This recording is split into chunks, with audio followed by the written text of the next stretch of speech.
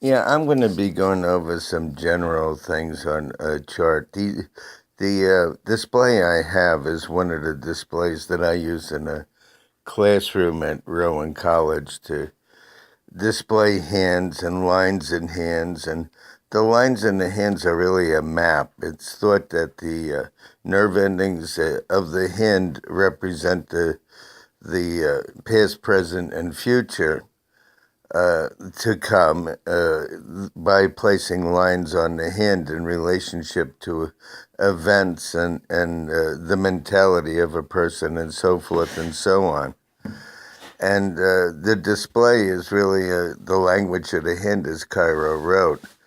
But there's a lot of different factors. But if you learn to look at it a section at a time, it becomes more familiar and less confusing, and everything on the hand means something, from the shape of the hand to the thumb, to the way the lifeline goes around Venus, to the way the headline hooks up to the lifeline, to the way the heart line starts, and whether they have any malfunctions in them.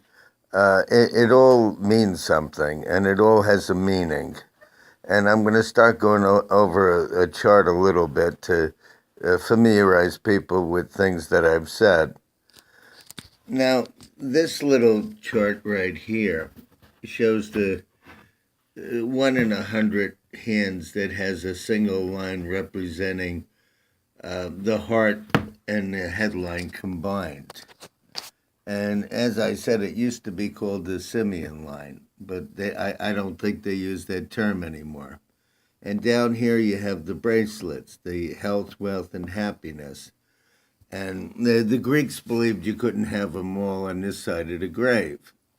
Now, over here again are the different mounts of the hand. When you see the mounts are prominent, the prominent mount, it means that the person with those attributes, whether it's Jupiter or Saturn or Mercury or Venus or whatever, will have something to do with the person's life in a larger way than is usually expected. And again, here's the chart of the hand and the various mounts that are going. Now, when I was saying before that the original books showed like 7 different types of hands, and they would say an elemental hand, a spatulate hand, a square hand, and so forth. And I found that if you look at it from the fire, earth, water, and air, which are legitimately the shapes of the 4 types of hands, it's easier to place and it's easier to figure, and you know what signs will be prominent in someone's life.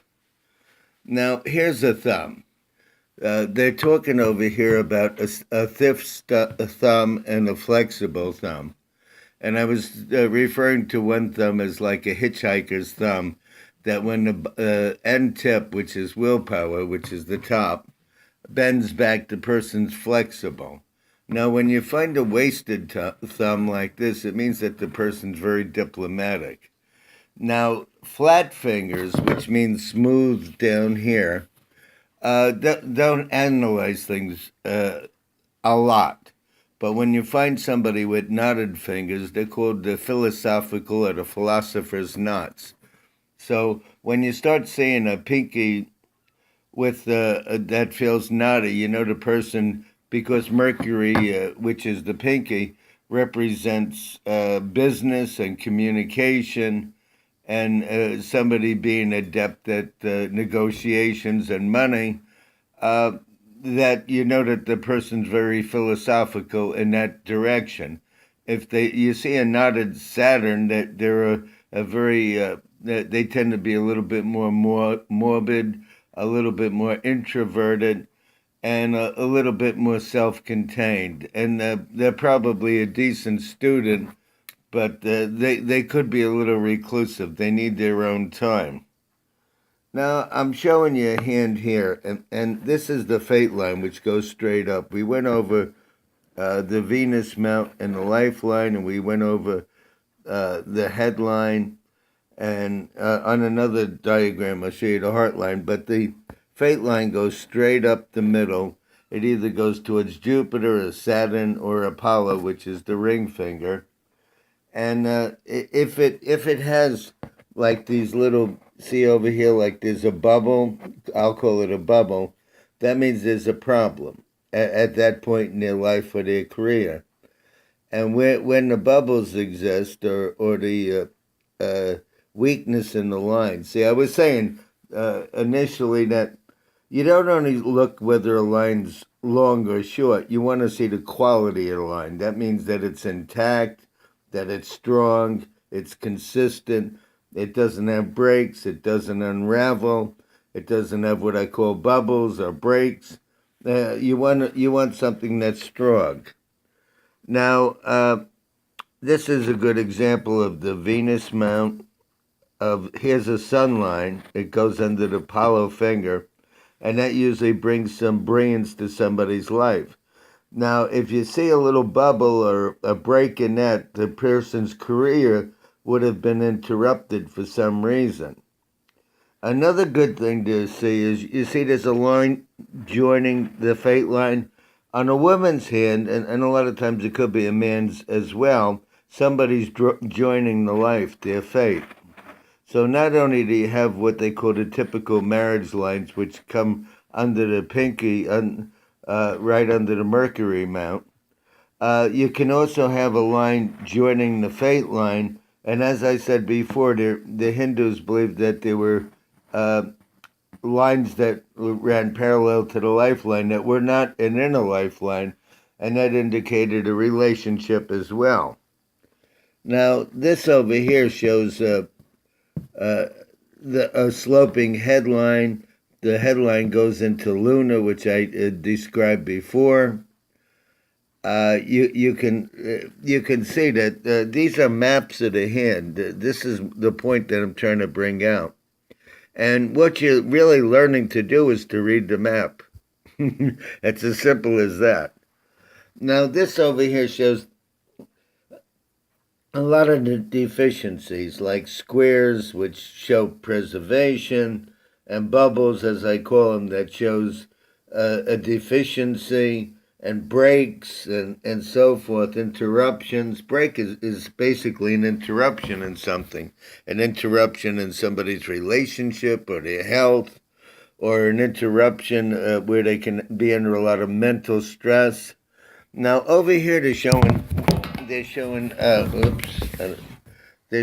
travel lines over here, and the travel lines come off the lifeline.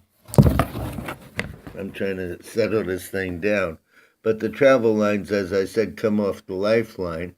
And you see if there's any X's on them. If there's an X, as this shows right here, it would show an accident. If it has a square, something happened, but the person was saved. And if it is uninterrupted, then usually the trip was uneventful in that way. Now, this is a chart of telling time on the hand. And like I said, it starts off here as 0, and this could be 80, and it goes around. The fate line goes up this way from the wrist up. The headline comes off the lifeline or whatever and goes out towards the side of the hand, so it starts at 0. And so does the heart line. It starts that way and goes this way. Now, between the headline and the heart line is called the quadrangle. The more narrow it is, the more narrow-minded the person is. I'm just trying to give you some things. Now, this shows islands on the heart line, because you can see the headline and the heart line, and a chained headline. Now, chained means very inconsistent. Now, you see how these diagrams look? If you don't know how to take them apart and look at each thing separately, you go, oh my God, what is all of this? But that's what studying these lines and everything. Here's a headline, here's a heart line that went up to Jupiter. Here's a fate line coming off the center. And I'll be going over an individual session on the faint line and the sun line. But I just wanted to go over this. These are the things like the line unraveling. They call it tasseled. That means it's a weaker line. What you're really looking for is a good, clean, strong line. But I'm going to be going over some more. I just wanted to show you this chart here.